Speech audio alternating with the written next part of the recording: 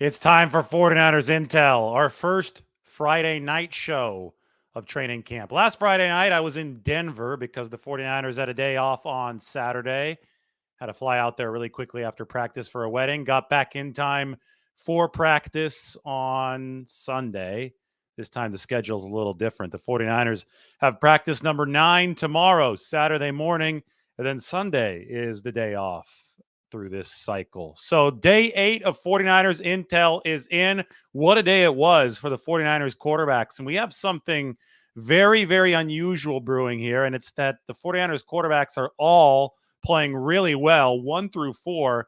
They're setting records for the Shanahan era, and I've been covering the team for the whole Shanahan era for completion percentage in training camp. All the quarterbacks are riding hot hands right now, and it's something to monitor. Why don't we take a look at the sizzle reel from today? The 49ers put out this sizzle reel after every single practice. I get to narrate it for you because I think that helps you contextualize what was actually going on at practice. So, without further ado, sizzle reel commence. Here we go. Christian McCaffrey out of the backfield. Talanoa Hufanga, pass breakup. How about Ty Davis Price? His stock is rising, rising, rising. So is Danny Gray's. You saw the catch there. Play of practice. George Kittle, deep from Brock Purdy. One-on-one, wins the battle with Dre Greenlaw. Deebo Samuel, skinny Deebo, making plays. Ambry Thomas, out-muscling George Kittle. That's an arrow up for the 49ers. How about that Trey Lance throw to Jawan Jennings? The interception from Purdy to Deshaun Gibson. And Brandon Aiyuk showing off the 40-inch vertical, letting the defense hear about it. Touchdown, Deebo Samuel against Charvarius Ward. Another Trey Lance completion. And, another Brandon Aiyuk reception. Nothing to see here. That's a touchdown reception for Brandon Aiyuk from Brock Purdy in 11-on-11 action. That was a fast sizzle reel. They tested my speaking abilities there to get through all of that. But that was a fun practice for the 49ers. This was the longest practice of 2023 training camp. Last year, day 8, same day as today in 2022 training camp, ended up being the longest practice of that training camp. So I'm guessing that we have parallel schedules here between 2022 and 2023. Now, probably some of the heaviest work that we'll see in camp is going to be next week, next Thursday and Friday in Las Vegas at the Raiders facility, joint practices. Everybody is circling those on their calendars. That's going to be a lot of fun. But as heavy as that work is going to be, it's going to be tough to outweigh what the 49ers did on the practice field just today. When practice was, a lot of people thought it would be over when one of the period horns blew. And that was because practice would normally be over at around 12 p.m., 12:15, whatever time it was, on any other day. But instead, they put 30 more minutes up on the board because Kyle Shanahan wanted this to be a high-volume day. And that meant that there were 30 extra minutes of move the ball work, which is like scrimmage work, which is where the chains actually move. It's like a game situation for 49ers quarterbacks and for 49ers coaches. Defensive coordinator Steve Wilks talked about the fact that he loves that Kyle Shanahan has incorporated so much move the ball work over the past 2 days because it has allowed him to get on a play calling rhythm with his new players. Well, to the chagrin of Steve Wilks and the 49ers defense, the offense is really, really cooking through the air right now, to the point where I made a thread up on Twitter, and this is one that I'm going to put up on the screen to just kind of go through right now. I don't think that we're sitting back and appreciating what this 49ers quarterback room is enjoying right now enough. I think that there's way too much arguing about which quarterback is doing what, way too much focus, hyper focus on little flaws and details that don't really matter in the large scheme of things. I think we need to zoom out right now and just have some perspective. And this is the perspective. Brock Purdy is ripping off throws and looking solid in his QB1 role. And this is less than 5 months off of surgery. So people were talking about Brock Purdy needing 6 months when this officially, initially happened. And the surgery went down on March 10th. They were talking about 6 months. March 10th was exactly 6 months away from September 10th, which was when the 49ers season opener was going to be. So just take a deep breath, put this all into perspective. 4.5 to 5 months after that surgery, Brock Purdy is clearly the 49ers quarterback one, just the way they wanted it to be. He's firing the ball downfield. You saw some of the catches that were made on his throws. I thought that There was one to Brandon Aiyuk that he put up there just where Brandon Aiyuk could get it, about 20 to 25 yards downfield. A lot of velocity. It looks like Brock Purdy is back to his pre-injury strength. Who knows? Maybe he's got even a little bit more mustard on the football, because he was certainly doing a lot of core work and a lot of lower body work while the elbow was rehabbing. So you have Purdy in this great situation, and you've got Trey Lance in a situation that I don't think people are putting into the proper perspective. Remember this offseason when I posted the videos of Trey Lance working with Jeff Christensen? Then I made a side-by-side video of Trey Lance's release and throwing motion before this offseason of work, and then I put it on, it was a side-by-side. The other side I put after this offseason of work. So before and after really the ankle injury in 2022. And Trey Lance's release was way tighter and way crisper in the after than it was the before. And there were a lot of people that jumped on me and they're like, this doesn't matter. You're looking too closely into it. You're just trying to be nice to Trey Lance, all this and all that. And I said, why don't we just wait and see? Because the 49ers believe that Trey Lance has so few games and so few throws under his belt that he can actually do some mechanical work and improve. A lot of quarterbacks enter the NFL, and that's the way they throw. How accurate they are entering the NFL is generally how accurate they're going to be for the rest of their careers, because they've already been to thousands of quarterback clinics and quarterback boot camps, and they've already refined their throwing motion to the point where there's very, very little refining left to do. But Trey Lance was not cut from this cloth. Trey Lance was raw.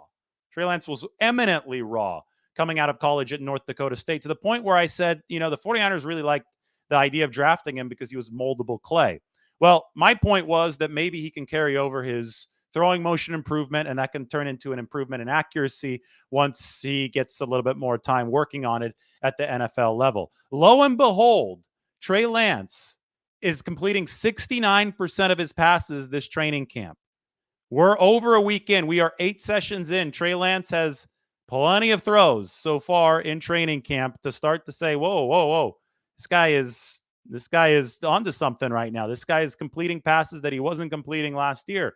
He's still missing some, and the short game is a concern for Trey Lance. But at 69%, that is a major uptick over last season's training camp when Trey Lance was at 55%.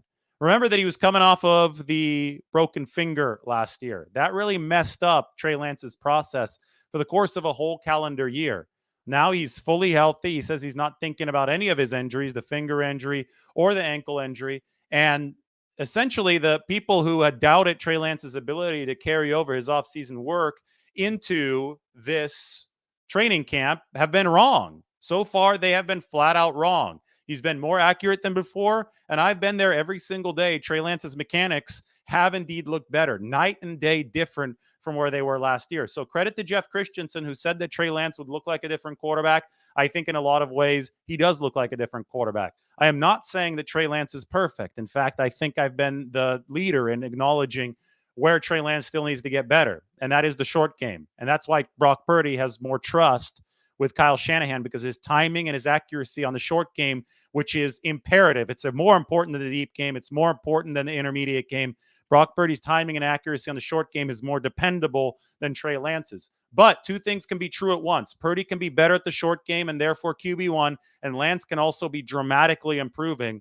And I think that we've seen evidence of both so far in camp. So those two things are happening. Then the third thing, Sam Darnold has completed 66% of his passes without throwing a single interception. Why has Sam Darnold been a bust so far in the NFL after his number 3 overall selection in 2018? Because he's turned the ball over too much, seeing ghosts, all that stuff with the Jets. Sam Darnold's interception rate was way too high in New York, and then initially in his time with Carolina. But late last season, in his 6 starts for the Panthers to close the 2022 campaign, Sam Darnold lowered his interception rate to be better than the league average. The 49ers obviously took note of this because Darnold was running a similar system in Carolina based on yards after the catch as the 49ers are running with Kyle Shanahan. Shanahan has long believed that he could untap Darnold's potential as long as he puts him in the right situation. So being able to adapt to the right situation, you have to do one thing first, and that one thing is difficult, but you have to successfully tackle it, and that is learn Kyle Shanahan's playbook. Well, take a look at this. Darnold completing 66% of his passes without throwing a single interception. Those obviously were his Achilles heel earlier in his career. This clearly suggests that Darnold is acing his first 49ers challenge, which is learning Shanahan's playbook. So we've got Darnold, we have Purdy firing away less than 5 months away from surgery.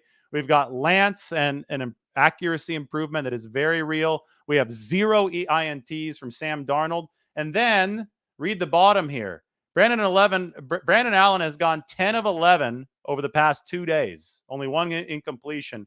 He might be the best, most competent number 4 in football. Brandon Allen, after all, was the number 2 for Cincinnati last year behind only Joe Burrow. He's the 49ers' 4th quarterback this year. Not many 4th QBs, even if they're working against the 3rd team, are going 10 of 11 over the course of 2 practices. Last year, Brock Purdy wasn't doing that. Brock Purdy was good in training camp last year working against the 3s. But 10 of 11 is nice. Brandon Allen's made throws to all parts of the field, and he's better than your typical number 4. That is for sure. Anyway, it's this 49ers quarterback room as a whole that we have to step back and admire how well things are going. Today, they combined to go 38 of 50, all 4 of these guys, against a good defense, right? We know that the 49ers have a good defense. Brock Purdy was 12 of 18. Sam Darnold, I think, was 12 of 14. Trey Lance, something like 8 of 11. And Brandon Allen was 6 of 7. Hopefully that all adds up to 38 out of 50. If not, then I misremembered one of those numbers. Either way, 38 of 50 is 76%. I have another split for you. Over the first 3 days of training camp, 49ers quarterbacks were at 48% completion rate because the defense was way ahead of the offense early in OTAs. Over the last week, since last Friday, the subsequent 5 practices, 49ers QBs are throwing at about 72%. So from 48% to 72% cumulatively for 49ers quarterbacks. That is a big deal. It's significant. These accuracy stats, I put context on them. I keep it in my log. In prior years, they have been predictive of what's going to happen in the regular season. And if that holds true again this year, well, the 49ers, they sought to build a strong, robust quarterback room. It's not just about Brock Purdy. It's not just about Trey Lance. It's certainly not about stupid arguments about who had a better practice, Trey Lance or Brock Purdy. It's about fostering the quality of the entire quarterback room, developing them within Shanahan's system so they can all deliver if they're called on. And if you don't need all of them, if one is expendable, well, maybe you could trade him by the time that the roster cuts down. Again, quarterbacks are currency. That is the simplest way to illustrate this. Quarterbacks are currency, and this situation will develop itself organically. There's never been a reason for as much stress as a lot of 49ers fans are putting on this situation. I'll give you an example. Last week at this time, I was flying to Denver and I was taking a look at Twitter, and everybody was freaking out. Not everybody, but a lot of people were freaking out that Brandon Allen was getting too many reps. That was the narrative of the day. Oh my God, fire Kyle Shanahan. Brandon Allen's getting too many reps. Somehow this is taken away from Trey Lance's development. Just a completely ridiculous narrative. And I said, hey, everybody calm down. Training camp is a long process. They're installing stuff. They need to install stuff for all 4 quarterbacks. The rep count is going to be where the rep count should be within just a couple of days. And it was where it should be back then too, but people were just prematurely freaking out. Well, fast forward a few days, 5 days or 7 days, a week exactly. And that's news of the past. It's in the archives. Nobody's worried about quarterback reps anymore for Brandon Allen because, yes, training camp has naturally evolved. It's organically evolved. Everything is okay. The world is not burning. The 49ers have Brock Purdy doing well at 1, Trey Lance and Sam Darnold doing well at that number 2 spot, and Brandon Allen bringing up the rear with some quality QB play as well. This is exactly what the 49ers have striven for. They are getting it. And this is exactly what you would expect a team that lost all of its quarterbacks and went up in flames because Christian McCaffrey had to throw passes in the NFC Championship game last year. That's exactly what you'd expect such a team to do. As John Lynch said, we are a product of our experiences, speaking about the 49ers. If you're a product of your experience last year, which wasn't fun at all, well, then you're going to step up and you're going to try to build as deep and strong of a quarterback room as possible. And they have that now with Purdy, Lance, Darnold, and Allen. We'll continue to let camp develop organically, and then we'll track this and see what they do roster-wise with great anticipation moving forward. All right, let's move on to what else happened in camp today. Obviously, this is 49ers intel. Deshaun Jameson continues to draw rave reviews. So, first, why don't we share the article from today? And then I'm going to share the article that came out this morning. So, they're technically both from today, but this is my 49ers practice report.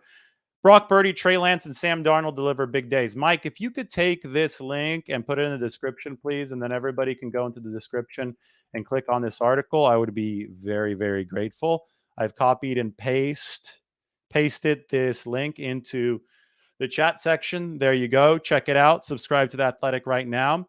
And I put Deshaun Jameson down at the bottom of the screen because he is drawing rave reviews. And I talked about Charvarius Ward in my article that came out this morning. So if you want to see the Charvarius Ward article, I'm going to copy and paste this link. And the Charvarius Ward article will also go into the chat section. And the reason I mentioned Jameson, undrafted free agent, safety out of Texas, is that he's actually been giving Charvarius Ward some pointers. So here you have, a 22-year-old in Deshaun Jameson giving a multi-million-dollar cornerback, $13.5 million man annually, Charvarius Ward, tips on his back pedal. Ward himself said this. So not only is Jameson impressing the 49ers with his feisty play, and he made another breakup today, but pass breakups all over the place in OTAs, not only are the 49ers impressed with that, Charvarius Ward is sitting here saying, yeah, this guy's giving me some pointers. This is a guy who wasn't picked in the draft. Now, Deshaun Jameson doesn't have the fastest 40, doesn't have a lot of size. He's 5'9". So a lot of people have said, okay, maybe he should play in the slot. He could play both the slot and outside. But one thing that Deshaun Jameson does have is great short area quickness.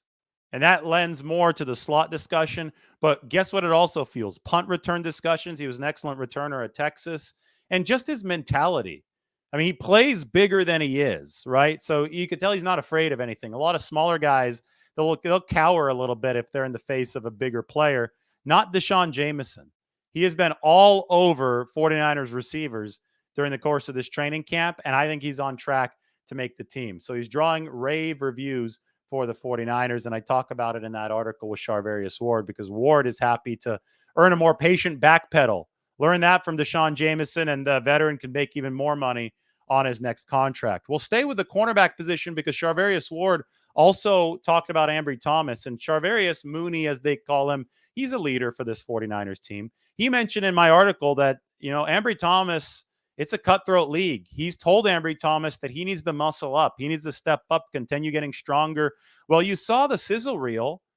That was the first time that we've seen Ambry Thomas probably in his NFL career outmuscle somebody, and he outmuscled somebody 60 pounds lighter than him. Ambry's listed at 190. George Kittle is 250. The problem with Thomas's game up until today had been that he'd always been in the good position. He's good with his feet. He's good with his hips. He's good with tracking the ball. But then when the moment of truth came, he was unable to win the one-on-one battle, from Jamar Chase in Cincinnati in 2021 to other battles that Ambry Thomas has had since then.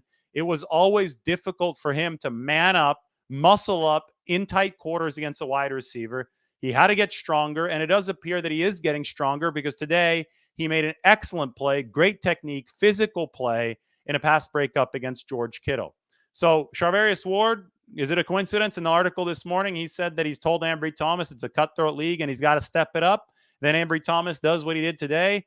It's probably a coincidence, yes, but it's also worth noting because the 49ers badly need extra cornerback depth beyond Ward and beyond Deommodore Lenoir, who made a play on Deebo Samuel today that was nice and physical, little comeback route, knocked away a pass from Brock Purdy. That was impressive. But beyond those two guys, you've got to have more bodies.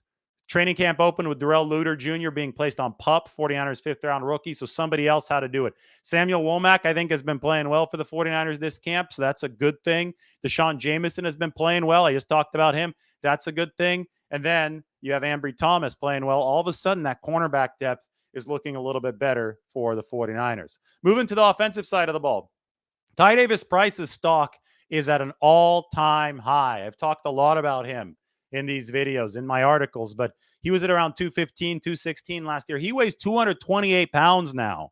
He's put on 13 pounds. And what's most impressive is he put on 13 pounds while cutting fat. So he's cut the fat, the extra little baggage that was there, and he's added a hell of a ton of muscle.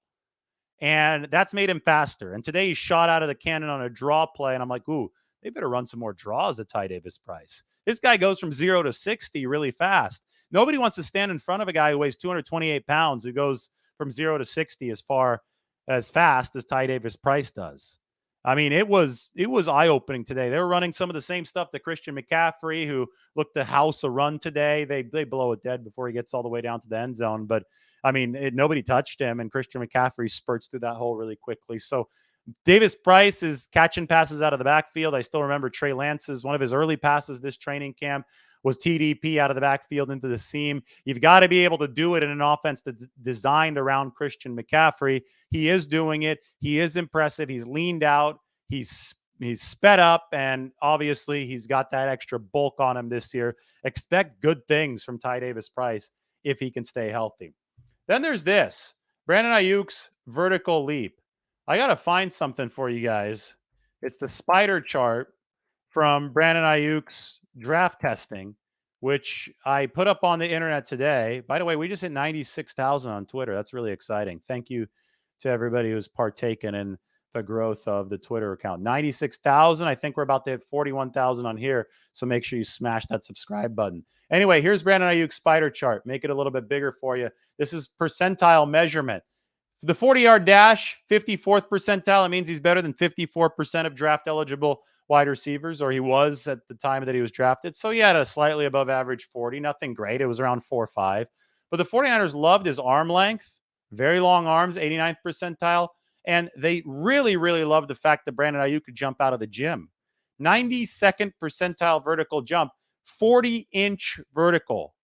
And today, that vertical jump showed up at practice. I'm going to play the sizzle reel again here in a second, but there's the pass and the catch from for the pass from Brock Purdy and the catch from Brandon Aiyuk. He had to use every inch of that really long wingspan and arm length combined with that 40-inch vertical to make the play. I mean, he is a leaper. He is just tearing it up at 49ers camp. I still think the best player on the field so far in camp has been Brandon Aiyuk. All right, why don't we commence this sizzle reel one more time now that I've gone through some of the practice notes. Notebook is closed.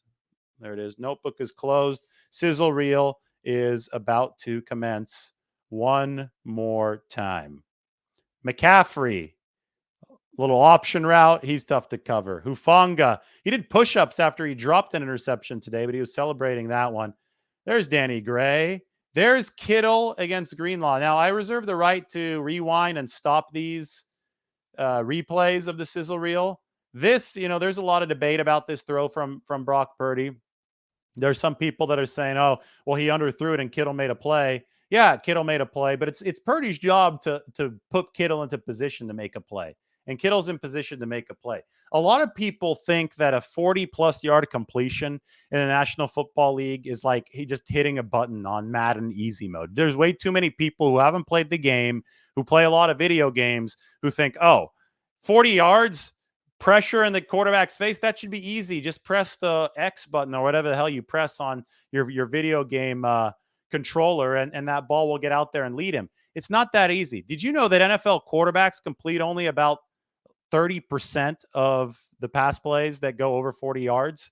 And 40 air yards, probably even less. But I'm just talking about big chunk plays come on lower percentage throws if they're not little quick catch and run throws. So you can't get picky on a pass that's sailing over 40 yards consistently in the NFL, especially if you don't accurately study how much pressure quarterback is under and all that good stuff.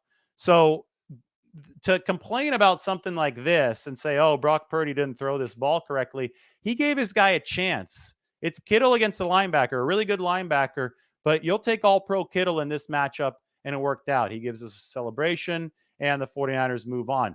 Meanwhile, Purdy, Lance, Allen, Darnold, all those guys have been very, very precise on these crossing patterns. Saw Deebo Samuel there. Here's Ambry Thomas, and I can put this back up on the screen. Ambry Thomas muscling up. In the past, Ambry Thomas, would have just kind of bounced off of George Kittle, would have been a big catch, but this is perfect technique. Look at that arm going up through Kittle's arms, knocking that ball away. Physical at the point of catch from Ambry Thomas. Big play. This was a rifle. from Trey Lance, and Jawan Jennings went up to make this catch. I mean, Trey Lance put some velocity behind this football. You could see on the left side of your screen, Kittle, Charlie Werner, all watching. Nice play from Jawan Jennings. To Sean Gibson. Now, this was an interception from Brock Purdy. Now, there is debate about this interception. You can see how happy Diomedor Lenore is in the background. I'll just go through the play so you have full context. 3 rushers got to Brock Purdy. Everybody slowed down. Purdy slowed down too. It looked like he was going to eat the football for a second. It looked like he was just going to take the sack and go.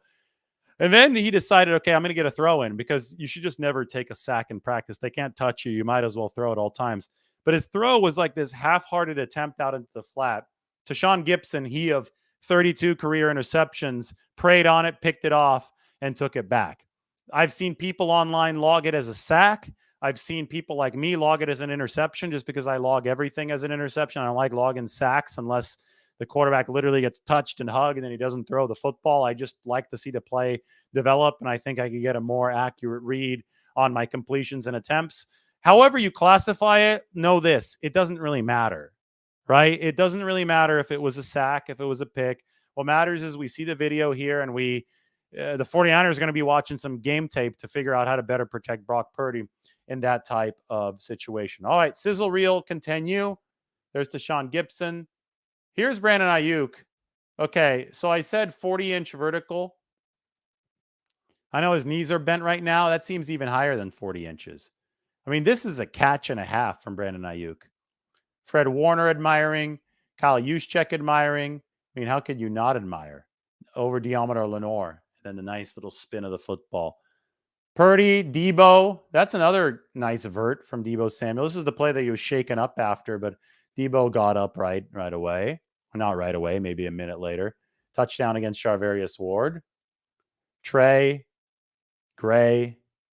There's Aiyuk. This is a 70-yard touchdown for Brandon Aiyuk, who's just a complete stud with a 40-inch vertical leap. So that was practice for you today. It was a lot of fun. That's 49ers Intel. It's time for 49ers Q&A. How do you guys like the jerseys hung up there, by the way? Hey, shout out to Jack. My buddy Jack helped me get the jerseys hung up on the wall. They're looking good. The dresser's looking good. I think the lighting's looking solid as well. So we're moving on up. While I wait for a few questions to come in, I do want to remind you that subscribing doesn't take long and it will be your best access to 49ers coverage this year.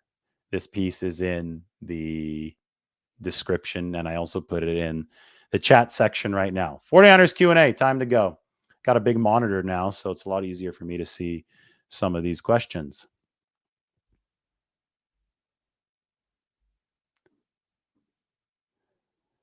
Post your questions.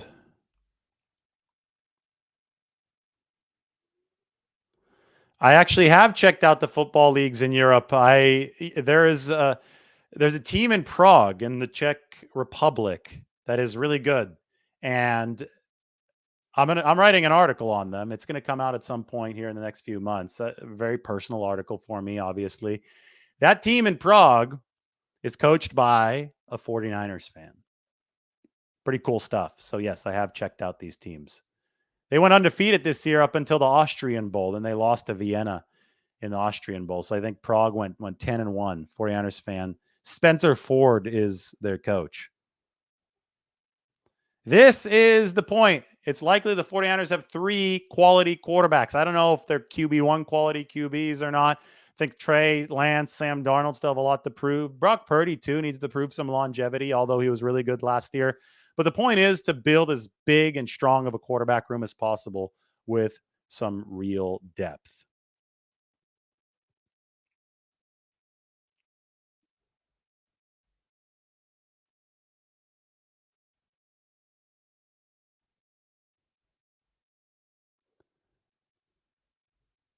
When's the last time a team has had such a great QB room?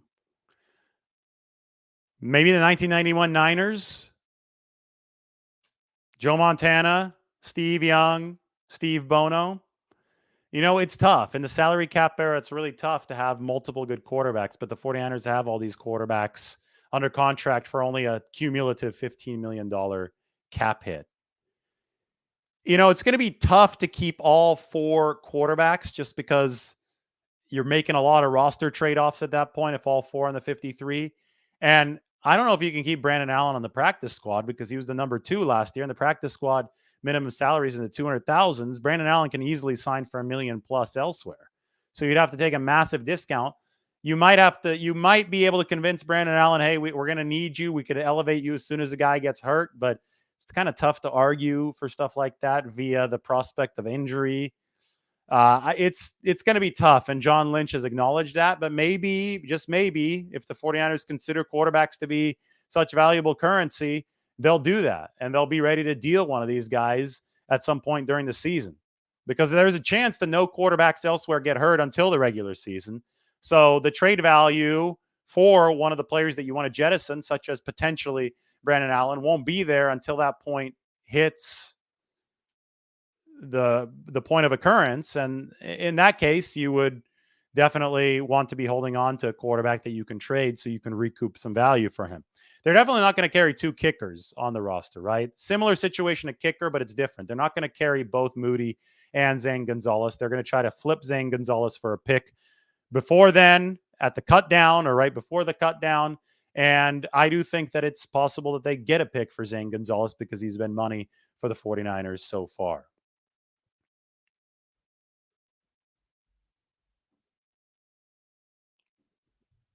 We've got a question about Brock Purdy. I got to scroll up for it there it is.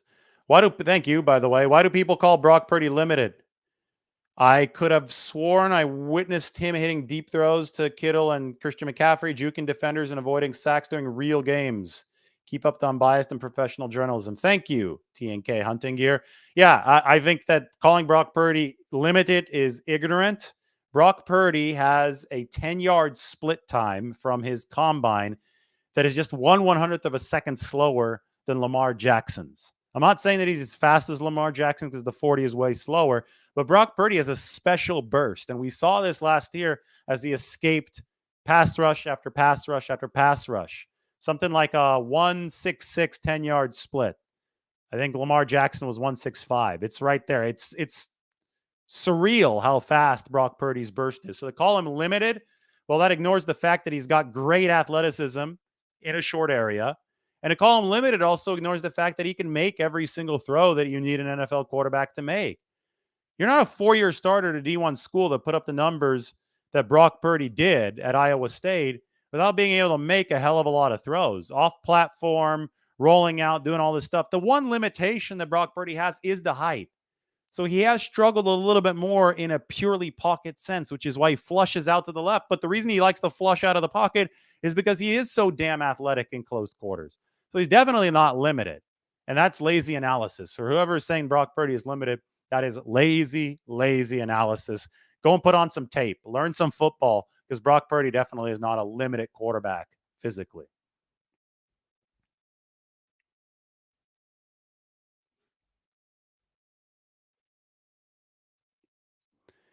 I think the Niners are definitely going to try to trade a kicker.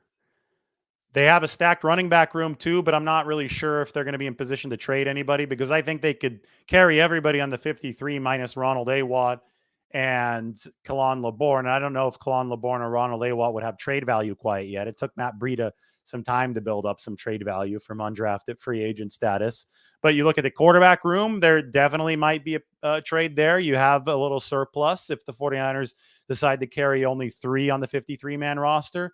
And obviously the kicker room, that one is glaring. That one, you've got 2 kickers. They're both booting successful kicks from over 50 yards in practice. They've both been money. You can only keep one. You're going to keep the guy that you spent the 3rd-round pick on. That's Jake Moody. And then you move forward with Zane Gonzalez. And if you can flip him for a pick, that is house money right there. That is found money on the house for the 49ers.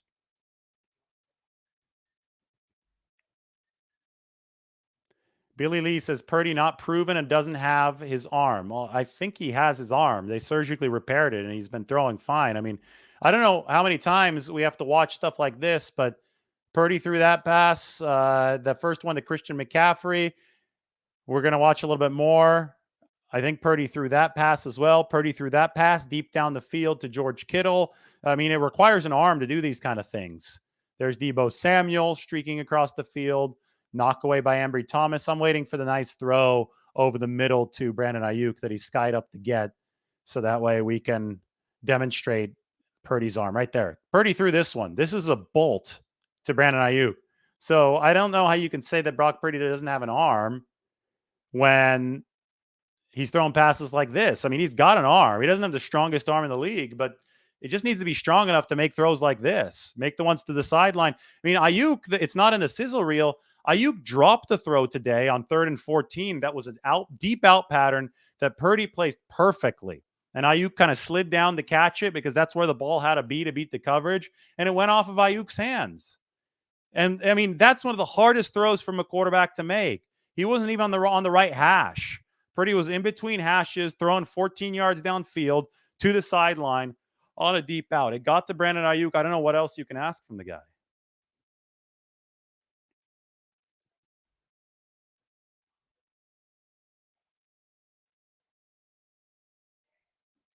He did get 2 playoff wins as a rookie. That is also true. I mean, there obviously are concerns about Elijah Mitchell. He's been hurt so much. He's got the adductor injury now. I don't know what you can do, though, if you're the 49ers. You just have to continue working with him diligently. They say he does everything right. He's a good football player when he's healthy. You just have to hope that this is a fluke run of injuries because you're not going to cut Elijah Mitchell. He's way too good and way too valuable for that. You just have to hope that he gets through this. And right now, he's going to be on the shelf for about a week. We'll see if the 49ers defense can keep up how good they were last year with DeMeco Ryans. They were number 1 in the league. You know, I initially think they can be better than last year because they picked up Javon Hargrave and Javon Kinlaw might be better. Well, one funny thing is, though, the 49ers quarterbacks are having a lot of success against the defense during this training camp. 72% over the last week, cumulative completion percentage, 38 out of 50 today. We didn't see days like this from the 49ers QBs last year. So you have to ask yourself, is this improvement from the quarterbacks and the offense, or is it regression from the defense getting used to Steve Wilks calling the plays? And it's probably a little bit of both.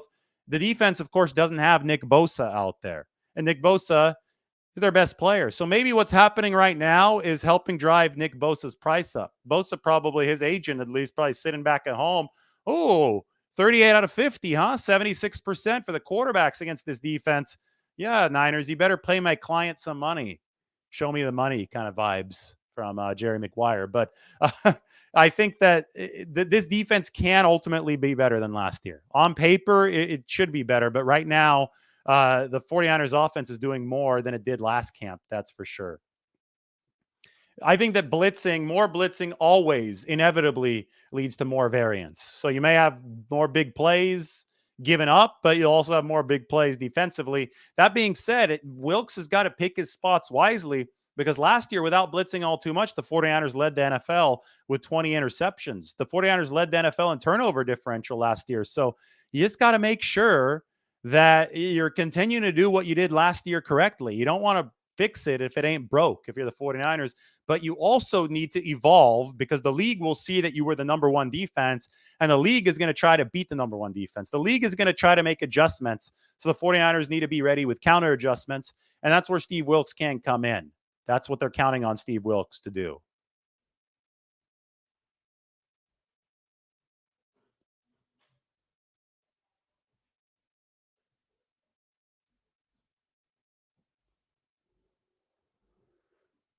I don't know if Kyle is going to put a limit on the blitzing. I think Kyle hired Steve Wilks because he respects him. He went through an intensive interview process. Kyle has not really been hands-on with the defense as far as overriding his defensive coordinators in the past. And in the past, he's had younger defensive coordinators. He's had Saleh, first-time DC, DeMeco Ryans, who was a first-time DC. Kyle Shanahan did not override them. I don't think he's going to be overriding Steve Wilks' calls. Drake Jackson's looking strong. He's looking big and strong. He's added about 12 to 15 pounds of muscle this offseason.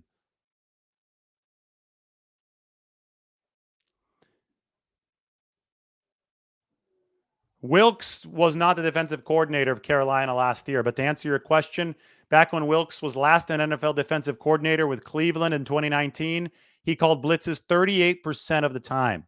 The 49ers only blitzed 22% of the time last year. 38% is number 5 in the NFL. 22% is 5th from the bottom in the NFL. So from D'Amico Ryans to Steve Wilks, you should see a whole lot more blitzing. Like button, smash it. I love it. Thank you. Well, this is what we're talking about right now. I think the defense is going to be more aggressive with more blitzes. Are Ty Davis Price and Mason comparable to Marshawn Lynch? Well, if they are, it's great news for the 49ers because Marshawn was a great back. Listen, they're both big and strong. They're both near 230 pounds. This is an era of downsizing defenses. You can see exactly what the 49ers are doing.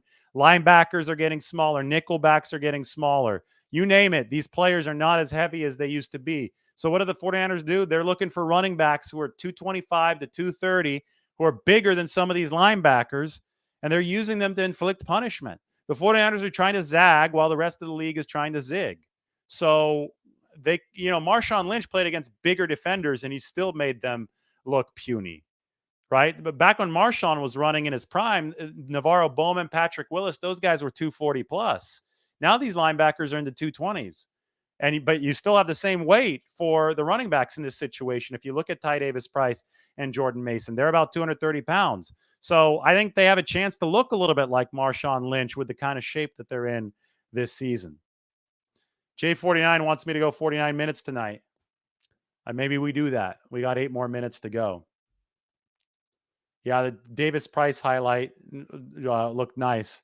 Will Stanford join the Big Ten? Yeah, I don't know what's going to happen. The Pac-12 imploded today.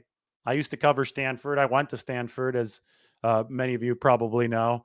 But wild times in the Pac-12. I mean, it seems like it's been a slow motion disintegration of that conference for about 10 years.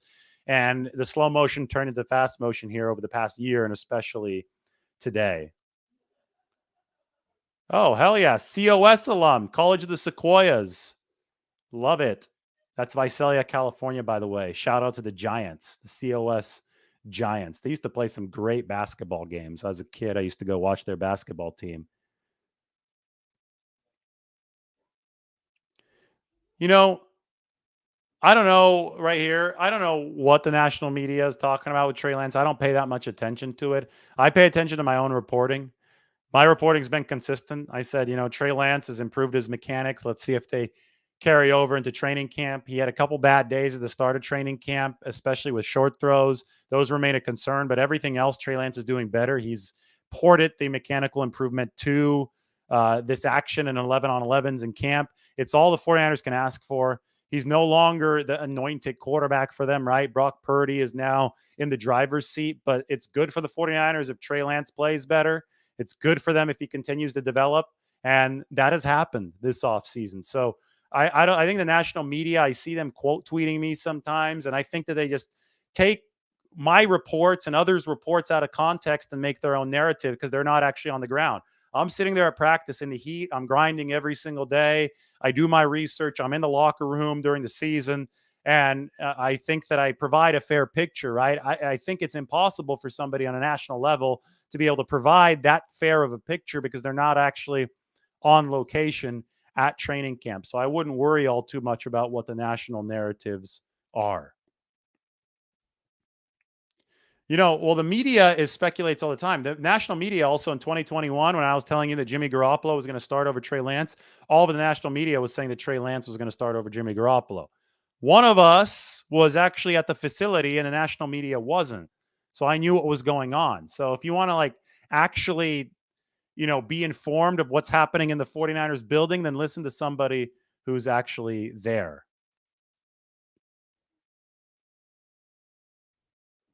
Yes, everybody does need to be more calm about things. I think that is really important. Appreciate you, Jeremiah. He likes the honest reporting. This is good. You and Mike are the only media that I trust. I'm sure Mike is going to love that. Clap for Mike.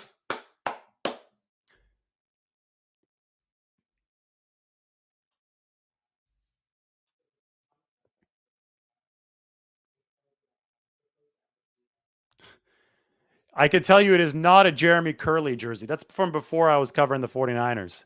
Although he might have been on the team in 2017 and he might have gotten cut during training camp in 17. But no, that is not a Jeremy Curley jersey. Any good lunch spots around the stadium? I would go to Fambrini's Cafe in Palo Alto. It's not really right next to the stadium. It's a good 18 to 20 minutes away, but it's the best sandwich in the Bay Area. Right next to the stadium, it's tough. It's tough in that area. You know, that Santa Clara Square, which is on the other side of 101, Great America turns into Bowers. There's a nice Starbucks there. I'll work out of there sometimes. I see some fans there. They come up and say hi. And I think there's a couple good food spots. It's a little bit more walkable. It's one of those little outdoor malls. So maybe there, maybe look into that. But gosh, it's a little bit of a wasteland as far as really good food out there. And, you know, the honest, real reporting happens even on food topics around here.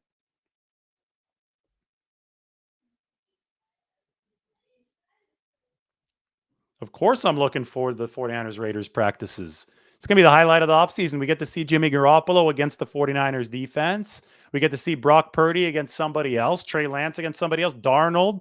It's going to be popping off. I think we're practicing at 8:30 in the morning. That's when we're covering these practices, 8:30 a.m. in Vegas, because it gets hot there. It's already going to be hot. It's already going to be like 100 at 8 a.m. But you know what? I don't care, because I'm going to be covering a 49ers Raiders joint practice, two of them. And then we'll be in the air conditioning at Allegiant Stadium on Sunday.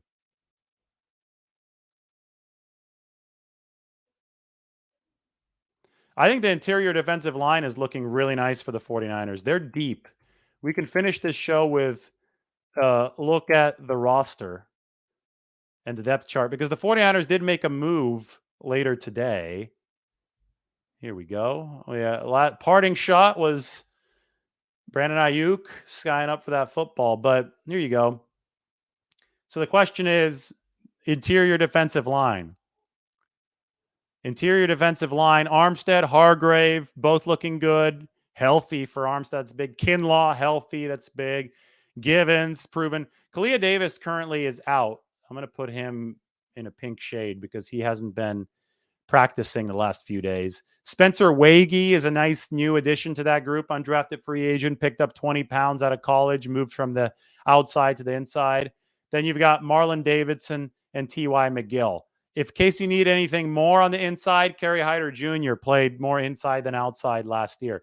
49ers this afternoon, I spoke of the move they made. They signed Dalen Hayes because they put Daryl Johnson on IR. That ends his season. So Dalen Hayes, the former Raven, is now with the 49ers.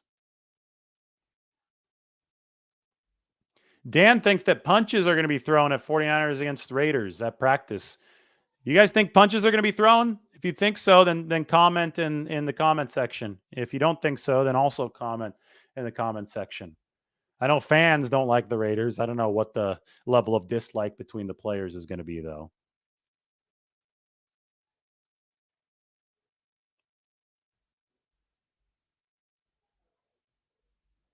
Can't wait for the joint practice until those shows are going to blow up. It's going to be crazy. It's pretty amazing that we got 370 plus of you on a Friday night. I am grateful.